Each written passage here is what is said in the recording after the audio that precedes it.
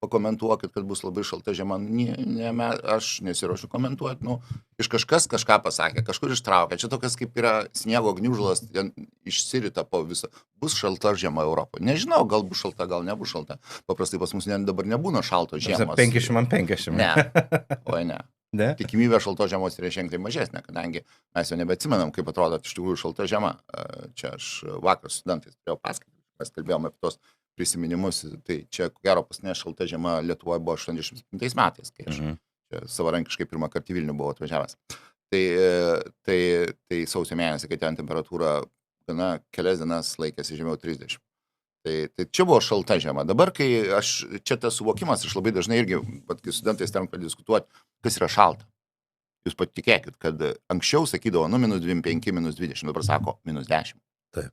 Jau yra šalta, jau mes suvokiam kitaip. Pas mus ir sako, dabar mes nustembam žiemą,